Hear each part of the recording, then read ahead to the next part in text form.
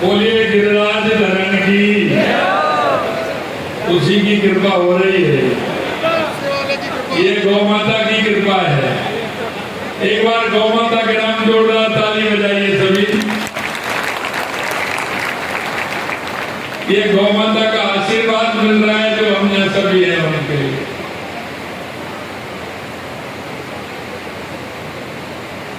आज के इस देवनारायण गौशाला समिति की तरफ से उद्घाटन एवं शिलान्यास समारोह में मंच पर विराजमान परम पूज्य राधा कृष्ण जी महाराज साहब, उनके चरणों में अभिनंदन करते हैं, वंदन करते हैं। हमारे पधारे हुए सभी महाराज साहब, उनके भी चरणों में हम वंदन और अभिनंदन करते हैं। आदरणीय माननीय सुरेश जी भाई साहब, जिनको कि सभी जानते हैं, उन्होंने राजस्थान के अंदर लंबे समय तक प्रांत प्रचारक के रूप में, क्षेत्रीय प्रचारक के रूप में यह काम किया है। समाज सेवा के क्षेत्र में हमेशा वो देश को मजबूत करने में आगे रहते हैं। ऐसे माननीय सुरेश जी भाई साहब, कैबिनेट में मेरे साथी गोपालन मंत्री सम्मानीय जोराराम जी कुमार साहब, आज के इस कार्यक्रम की अध्यक्षता कर रहे भाई प्रेम सिंह जी राम साहब,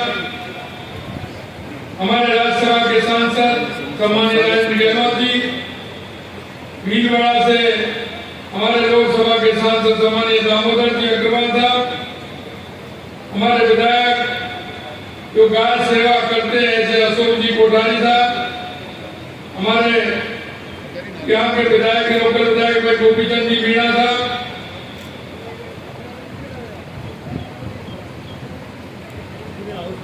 माननीय निर्मलाराम जी भाई साहब, क्षेत्रीय प्रचारक माननीय मुरली जी भाई साहब, प्रांत प्रचारक भाई उदयलाल जी भड़ाना साहब एमएलए, लाललाल जी पितरिया साहब, वीरेंद्र जी कालावर साहब, हमारी पार्टी के जिला अध्यक्ष प्रशांत बेवड़ा जी, हमारी जिला प्रमुख वर्दी देवी जी एवं इस कार्यक्रम में आए सभी वो समाज के वो बंधु जो समाज की प्राकृतिक और आस्था और जिस कार्यक्रम में वो भाग लेते हैं और जहां वो गाय की सेवा करने का काम करते हैं, ऐसे मेरे सभी पूजारियों, बुजुर्गों, नौजवान दोस्तों और सभी माता और बहनों, सबसे पहले तो मैं यहाँ विराजे 4 भोलानाथ जी के चरणों में प्रणाम करता हूँ और एक बार आपसे भी कहता हूँ, जोर से बोलिए 4 भोलानाथ जी की, 4 भोलानाथ जी की, क्योंकि ये मेवाड़ का ऐसा आस्था का केंद्र है, जन जन की आस्था का केंद्र है। और यह मेवाड़ पर उनकी जिस तरह से कृपा रहती है, यहाँ के लाखों श्रद्धालु उनके दर्शन के लिए आते हैं और उनके अंदर अपार श्रद्धा है। ऐसे हमारे सभी श्रद्धालु जो यहाँ आते हैं, निश्चित रूप से मैं भी आज यहाँ आकर उनके दर्शन कर और गौशाला में आकर अपने आप को धन्य महसूस कर रहा हूँ कि मेरे को आयोजन समिति ने मौका दिया और मैं आज आपके बीच में भगवान 4 भोलानाथ जी के भी दर्शन किए और गौशाला के एक नेक काम में मैं आया, तो मैं भी निश्चित रूप से धन्य हुआ हूँ। मैं धर्म माता मंदिर, धानेश्वर मंदिर, घाटा रानी माता मंदिर, स्वास्थ्य धाम और राम संदेश संप्रदा के तीर्थ राम द्वारा में भी शीश नवाता हूँ, क्योंकि ये क्षेत्र हमारा आस्था का, धार्मिक आस्था का क्षेत्र है। मैं उनको भी शीश नवाता हूँ। यहाँ श्री सुरभि गौ चिकित्सालय, गौ गृह, ITI भवन सभागार के विस्तारीकरण एवं शिलान्यास समारोह में उपस्थित आप सभी का हार्दिक अभिनंदन भी करता हूँ। ये गौशाला राष्ट्रीय स्वयंसेवक संघ चित्तौड़ प्रांत ने 2003 में जब अकाल के समय श्री देवनारायण गौशाला की स्थापना की, जो आज सुविधाओं से सुसज्जित भी है और एक गौशाला अपने क्षेत्र में एक उन गायों की सेवा करने वाले उन सभी गौ भक्तों के लिए प्रेरणा भी है। आज इसमें 500 से ज्यादा गौवंश है और रोगग्रस्त एवं दुर्घटनाग्रस्त गौवंश भी इलाज के लिए यहाँ आते हैं। और आज मैंने देखा जहाँ जिस तरह से एक्सरे मशीन है, क्योंकि पहले हम देखते हमारी गाय माता का पैर टूट जाता था, कोई दिक्कत हो जाती थी, हम उस पर कपड़ा बांध करके आग बांध करके उसको कस करके छोड़ देते थे। वो महीने में, 1.5 महीने में, 2 महीने में, 3 महीने में सही होती थी, हमारी गाय माता दुख पाती थी। लेकिन आज मैंने देखा कि एक्सरे के माध्यम से हमारे जो गौ सेवक है तुरंत एक्सरा करते हैं और उस गाय को आवश्यकता होती है उस हिसाब से उसमें प्लेट लगा करके और उसका ऑपरेशन करके उसको 15 और 20 दिन में ठीक कर देते हैं। ये बहुत बड़ी गौशाला का काम, ये बहुत बड़ा काम होता है। इस गौ चिकित्सालय में आधुनिक चिकित्सा सुविधा उपलब्ध है, जिससे गौवंश को किसी भी चिकित्सा समस्या त्वरित प्रभाव से उपचार मिल सकेगा। मुझे ये देख करके खुशी हुई कि गौशाला की देखभाल, पोषण, इलाज की व्यापक इंतजाम यहाँ किए गए हैं। मैं इस अवसर पर समाज के उन सभी स्वयंसेवकों को, दानदाताओं को, प्रबंधकों को भी धन्यवाद देना चाहता हूँ, जिनकी मेहनत और समर्पण से ये गौशाला का संचालन ठीक प्रकार से हो रहा है। हमारे प्रदेश के कलगढ़ में भगवान कृष्ण बसते हैं। गौ माता से भगवान कृष्ण का जो लगाव है उसके बारे में आप जानते हैं। भगवान कृष्ण ने, क्योंकि वो गौचर भी थे, गाय चराने वाले थे, गायों के लिए जब देखा कि इंद्र भगवान कुपित होकर के वर्षा कर रहे हैं, तो भगवान कृष्ण ने गिरिराज पर्वत को उठा करके हम जन की भी सेवा की और गौ की रक्षा करने का काम भगवान कृष्ण ने किया। मैं कहना चाहता हूँ, मैं जिधर जाता हूँ लोग कहते हैं साहब बारिश अच्छी हो रही है। अरे आप गौ भक्त हो इसलिए बारिश हो रही है, यह गौ माता की कृपा है इसलिए बारिश हो रही है। गौ माता का सनातन संस्कृति में हमेशा ऊंचा स्थान रहा है। हमारी सनातन संस्कृति में छोटे छोटे अनुष्ठान से लेकर बड़े बड़े आयोजनों में हमारी गाय माता का बहुत बड़ा योगदान है। हमारी गाय माता की पूजा होती है और अगर गाय माता की जिस घर में पूजा होती है वो घर बढ़ता ही जाता है और गाय माता ऐसा आशीर्वाद देती है कि वो घर आगे ही बढ़ता है, कभी पीछे नहीं होता है।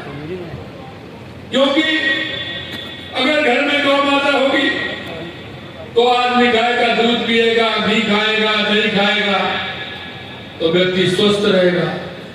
स्वस्थ रहेगा तो उसके मन में काम करने की कल्पना भी स्वस्थ होगी, क्योंकि मन स्वस्थ होता है, शरीर स्वस्थ होता है तो मन स्वस्थ होता है, और मन स्वस्थ होता है तो उसका काम भी स्वस्थ होता है। ये हम सभी जानते हैं, क्योंकि उसके गोबर से और गौमूत्र से भी हमारा घर पवित्र होता है। और आपने देखा होगा कि उसकी गौमूत्र की कितनी उपयोगिता है। हमारे जोराराम जी ने आपको बताया है।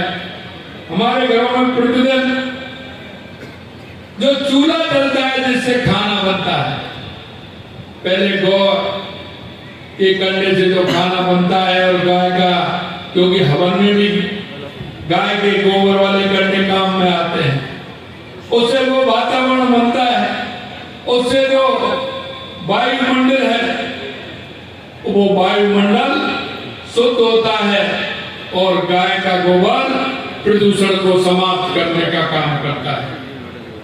हम गाय को चारा खिलाते हैं, गाय को गुड़ खिलाते हैं, गाय की सेवा करते हैं, क्योंकि गाय की सेवा हमारे शास्त्रों में सिर्फ 3 माताओं को कहा है। माँ तो माँ है ही, लेकिन धरती माँ, गौ माता और गंगा माता, ये माँ के साथ में 3 माता और हैं जिनकी हम पूजा करते हैं।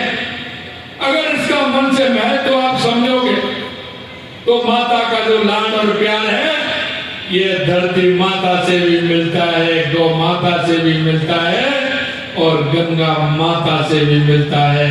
इसलिए हमारे सनातन में इनको पूज्य माना गया है। हमारी संस्कृति में गौ माता की महिमा का अंदाज इसी बात से लगाया जा सकता है।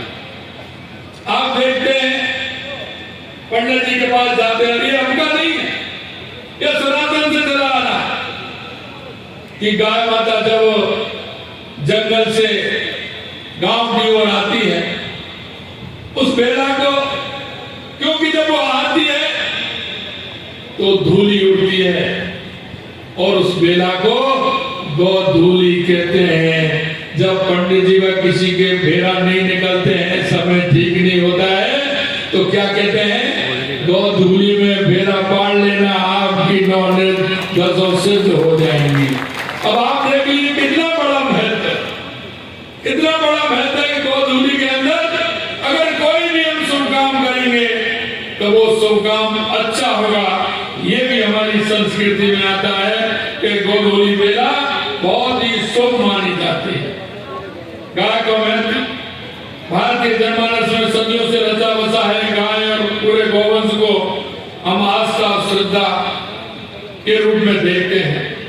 गौवंश की महिमा हमारे आर्थिक समृद्धि, कृषि, आयुर्वेद, आधार और पर्यावरण के क्षेत्र में हमें सभी जगह इनका लाभ मिलता है। हमारे अनेक पर्व सीधे गौवंश के लिए, आपने देखा होगा 2-3 त्योहार तो हमारे इसी के बनते हैं। गोपाष्टमी हमारी होती है और गोवर्धन पूजा भी होती है। और गोवर्धन पूजा के दिन हम गाय को आराम से धुलाते हैं, उसकी सेवा करते हैं, नए उसके गले में नयापन बना करके उसकी अच्छी तरह से सजाने का काम करते हैं। कितनी बड़ी सेवा होती है और उसको हम पूजते हैं। वो हमारे जीवन का आधार होती है और हर पल हमारे जीवन का आधार होते हुए गाय माता जो हमको शगुन देती है और हर क्षेत्र में हमको, चाहे आर्थिक समृद्धि हो, कृषि हो, आयुर्वेद हो, चाहे हमारा पर्यावरण के क्षेत्र हो, सब में उनका उपयोग होता है। हमें भी गाय के प्रति अपनी जिम्मेदारी को समझना है, उसे निभाना चाहिए।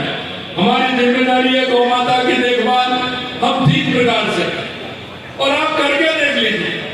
अगर आपके पास गाय है तो सुबह जाइए, गाय माता के दर्शन कीजिए, उसके पैर छूइए और उसकी जो पूछ होती है अपने सिर पर लगाइए और देखिए आपका दिन कैसे होता है और आपके घर में समृद्धि कैसी आती है। जहां आप परेशान होंगे, घर में बीमारी होगी, अब आप कहेंगे, मैं बता रहा हूँ गाय की सेवा का महत्व बहुत बड़ा होता है। हमारी सरकार गौवंश संरक्षण गौपालक की सहायता के लिए सभी जरूरी कदम उठा रही है। हमने 1 लाख रुपए तक का ब्याज मुफ्त ऋण उपलब्ध कराने के लिए गौपालक क्रेडिट कार्ड देने का काम किया है। जिसके घर में अगर 1 या 2 गाय होंगी, 3 गाय होंगी, हम जैसे खेती का क्रेडिट कार्ड मिलता है, ऐसे हम गौ पालक क्रेडिट कार्ड देने का काम करेंगे और 1 लाख रुपए का कार्ड मिलेगा। और इसमें एक बात ये भी है कि आपको सबसे पहले हम जाते हैं, कहीं भी हमारे रिश्तेदारी में जाते हैं तो हम क्या पूछते हैं, खेती बाड़ी कैसी है साहब आपके यहाँ बताइए, किसान का काम तो यही है ना। बताइए साहब खेती बाड़ी कैसी है? पहला प्रश्न तो ये पूछते हैं, बोलते बहुत अच्छी है साहब, बारिश अच्छी हुई है, अच्छी खेती बाड़ी है। दूसरा क्वेश्चन क्या होता है, घर में दूध हो रहा है कि नहीं हो रहा है, यही पूछते हैं ना। दूध हो रहा है कि नहीं हो रहा है? अरे किसानों आप तो यही पूछते हैं ना, है? पहले खेती की पूछते हैं, फिर दूध की पूछते हैं। तो मैं आपसे कहना चाहता हूँ मेरे किसान भाइयों, ये इसीलिए और उन छोटे बालकों के लिए, बालिकाओं के लिए, तो छोटे बच्चे घर में रहते हैं, अगर किसी के घर में दूध नहीं है तो ये गौपालक कार्ड इसीलिए कि एक गाय दो गाय लाइए, घर में गाय रखिए, जिससे कि बच्चे भी स्वस्थ रहे और आंगन भी स्वस्थ रहे। इसलिए गौपालक क्रेडिट कार्ड हमने दिया है, जो बच्चों ठीक प्रकार से रह सके, स्वस्थ रह सके, मस्त रह सके। हमने प्रदेश में गौवंश संरक्षण के लिए संवर्धन की दृष्टि से पंजीकृत गौशालाओं को, जैसा कि हमारे मंत्री जी ने बताया, अनुदान में 10% की वृद्धि भी की है। प्रदेश के 100 गौशालाओं में हमने इसलिए, क्योंकि आप देखते हैं अगर गौकाष्ठ अगर किसी को मिलेगा तो वो दूसरा ईंधन कोई नहीं खरीदे। हमने इसलिए 100 मशीन निःशुल्क उनको देने का काम किया है, जिससे हमारी गौशालाओं में ठीक गौकाष्ठ बन पाए और उसका उपयोग ठीक रूप से हो पाए, जिससे कि हमारे वायुमंडल में किसी भी तरह का कोई प्रदूषण नहीं हो। हम प्राकृतिक प्रदूषण किसी प्रकार का करने के लिए, हमने पर्यावरण को बढ़ावा देने के लिए हमने 100 गौशालाओं में गौकाष्ठ मशीन उपलब्ध कराने का काम किया है। लोगों के उत्थान के लिए हमारी सरकार निरंतर काम कर रही है। हमने बजट में साफपुरा के लिए पूरा ख्याल रखा है। हमने साफपुरा में सड़कों का बेहतर बनाने का संकल्प लिया है। हमने कासौलिया, कावलियाबाद, दावला, खामोर, बलदरघाट सड़क का निर्माण कराएंगे। 9 चौक से चावंडिया चौराहे तक हाई लेवल पर डिवाइडर समेत अप्रोच सड़क का निर्माण कार्य कराने का काम भी हमने किया है। यही नहीं, दियात, पनौतिया, देवरिया, धनौका, कैरोल सड़क का निर्माण और खाड़ी नदी पर हाई लेवल ब्रिज एवं सीढ़ी वर्क का भी काम कराया जाएगा। ये भी हमने यहाँ के लिए किया है। राजकीय चिकित्सा देवली से पूचलवाड़ा माता जी के मंदिर तक सड़क चौड़ाईकरण में नाला डिवाइडर सीसी सड़क का निर्माण कराने का काम भी किया है। त्रिवेणी चौराहा जहापुर देवली रोड का उन्नयन का कार्य कराने का भी काम किया है। सरसिया से भूबाल तक सड़क का चौड़ाईकरण सुंदरीकरण का काम भी हमने बजट में लिया है। हमने सापुरा के औद्योगिक विकास के लिए पीपलूद में औद्योगिक क्षेत्र स्थापना करके, इसके अलावा पंडेर में औद्योगिक पार्क स्थापित करने का काम भी हमने बजट में लिया है। हमने शिक्षा के क्षेत्र में भी बनाने के लिए जहाजपुर में कन्या महाविद्यालय खोलेंगे। कोटली में नवीन महाविद्यालय की स्थापना की जाएगी, ये भी हमने किया है। जहाजपुर में जनजाति छात्रावास और सरसिया में जनजाति बालिका छात्रावास का निर्माण कराया जाएगा। हमने बजट में चिकित्सा सुविधाओं को बेहतर बनाने का भी पूरा ध्यान रखा है। सामुदायिक स्वास्थ्य केंद्र जहाजपुर को उप जिला चिकित्सा में क्रमोन्नत करने का काम किया है। सरदार नगर और अमरगढ़ के उप स्वास्थ्य केंद्रों को प्राथमिक स्वास्थ्य केंद्र में क्रमोन्नत करने का काम किया है। जिला अस्पताल सापुरा हेतु भवन निर्माण का कार्य करवाएंगे। गाड़ोली जहाजपुर में नवीन पशु स्वास्थ्य केंद्र खोला जाएगा। इसके अलावा गुड़ा जहाजपुर में 33 केवी जीएसएच, बनेड़ा में खेल स्टेडियम, सापुरा में खेल अकादमी, जहाजपुर में नगर पालिका एवं फल सब्जी मंडी की स्थापना की जाएगी। बनेड़ा में रोडवेज बस स्टैंड संबंधी कार्य भी करवाए जाएंगे। हमने काले हिरणों के संरक्षण हेतु सापुरा जिले के आसोक क्षेत्र को आखेट से निश्चित एवं कंजर्वेशन रिजर्व क्षेत्र घोषित करने का काम भी किया है। हमने तो जितनी बजट की घोषणा आपके यहाँ की है, आने वाले समय में निश्चित रूप से वो सभी धरातल पर आने वाली है। मैं आपको इतना विश्वास दिलाता हूं कि हमने जो संकल्प पत्र में जो आपसे वायदे किए थे निश्चित रूप से हमारी सरकार उनको पूरा करेगी।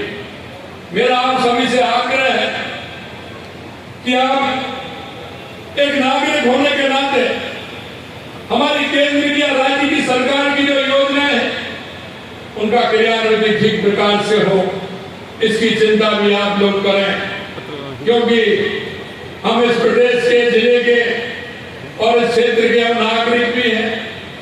हम सभी का कर्तव्य भी बनता है कि हम गौ माता की सेवा करें, हम ऐसे लोगों की सेवा करें जो अंतिम पायदान पर खड़े हैं, जिस व्यक्ति को आवश्यकता है। कौन मेरी बूढ़ी माँ है जिसको आवश्यकता है, कौन मेरा विकलांग भाई है, मेरा वो गरीब मजदूर भाई है जिसको सरकार की योजनाओं की आवश्यकता है और उस सरकार की योजनाओं से उसको लाभ मिल सके, योजनाओं से उनको जीवन स्तर कैसे ऊपर उठा सके, ऐसे सभी लोगों का ध्यान रखते हुए हमें काम करना है। आपको देखना है मेरे पड़ोस में ऐसा कौन सा व्यक्ति है जिसको योजनाओं का लाभ मिल सकता हो। हम हमारे गांव में, ढाणी में, पड़ोस में उसे देख करके उसका लाभ भी दिलवाएं। अंत में मैं इतना कहना चाहता हूं कि देश के यशस्वी प्रधानमंत्री नरेंद्र मोदी जी ने 5 जून को पर्यावरण दिवस के अवसर पर एक पेड़ मां के नाम उन्होंने अपील की है। मैं आप सभी से आग्रह करना चाहता हूं, एक पेड़ मां के नाम अवश्य लगाएं। और आप देख रहे हैं जिस तरह से अब की बार हमारे प्रदेश में इंद्र भगवान की कृपा है, अच्छी बारिश हो रही है। मैं कहना चाहता हूं अगर एक पेड़ मां के नाम हम सभी ने मेहनत करके लगा दिया, उसकी परवरिश हो गई, तो ये बारिश जो अब की बार हो रही है ये हमेशा होने वाली है। ये मैं आपको विश्वास दिलाता हूं, क्योंकि पर्यावरण के क्षेत्र में अगर हम काम करेंगे तो हमारा पर्यावरण ठीक रहेगा, और हमारा पर्यावरण ठीक रहेगा तो हमारी इस तरह से बारिश भी होती रहेगी। मैं आपसे यही कहना चाहता हूं, जो हमने आपसे संकल्प पत्र में जो वायदे किए थे, हमारी सरकार एक एक करके उस वादे को पूरा कर रही है। और आपने देखा होगा बजट सत्र में हमने कहा था, हमारे कई नेता कहते थे कि आपने पेपर लीक में क्या किया। हमने कहा कि हमने 115 लोगों से ज्यादा पकड़े हैं, और उन्होंने कहा ये तो मछली पकड़ी है, वही मगरमच्छ बाकी है। और आप देख रहे हो मगरमच्छों का भी स्टार्ट हो गया है, वो भी धीरे धीरे आने लग गए। मैं यही विश्वास दिलाना चाहता हूँ, जिस मन से, जिस भाव से आपने भारतीय जनता पार्टी की राजस्थान में सरकार बनाई है, आप चिंता मत करिए, एक एक संकल्प पत्र को पूरा करेंगे। ऐसे लोगों को मौका आ रहा है, धीरे धीरे अपने आप ही आ रहे हैं और ये अंदर भी जाने वाले हैं। आपने देखा होगा अभी कह रहे हैं, वो मुरली वाले को कहते हैं कई लोग, अरे ये हमारी सनातन संस्कृति है, ये मुरली वाले की तो कृपा है। और मैं कहता हूं जो सनातन संस्कृति को नहीं मानता, मुरली वाले को नहीं मानता, वो माँ बाप की सेवा भी नहीं करेगा, उनके प्रति भी उसका भाव नहीं होगा। ये मैं विश्वास से कहना चाहता हूं। मित्रों, अंत में मैं आपसे इतना निवेदन करना चाहता हूं कि हमारी जो सरकार की योजना है, उन योजनाओं को ठीक प्रकार से उस व्यक्ति को अगर आप सहारा बन करके, उसका सहयोगी बन करके उनको पहुंचाओगे, तो कोई भी ऐसा व्यक्ति नहीं होगा जिसे केंद्र और राज्य सरकार की योजनाओं से वंचित हो जाए और वो गरीबी से ऊपर नहीं उठे। हमारे राजस्थान को हमें एक विकसित राजस्थान बनाना है, एक मजबूत राजस्थान बनाना है, और मजबूत राजस्थान बनाते हुए देश के अग्रणी राज्यों में राजस्थान की पहचान हो, ये काम हमें करना है। भीलवाड़ा के अंदर जो हमें आवश्यकता थी, जो हमारे जनप्रतिनिधियों समाज से जो हमारी मांग थी, हमने कोशिश की है कि भीलवाड़ा के अंदर सारी मांगों को पूरा करने का काम हमारी सरकार करेगी, जिससे कोई भी व्यक्ति को किसी तरह की परेशानी नहीं हो। अंत में मैं इतना ही कहना चाहता हूँ, क्योंकि जो हम मन में सोचते हैं, अच्छा सोचते हैं तो अच्छा विचार आता है, और गलत सोचते हैं तो गलत। हम अच्छा सोचते हैं तो ऊपर वाला भी हमारी मदद करता है। और देख लीजिए आप, मैंने कहा था आते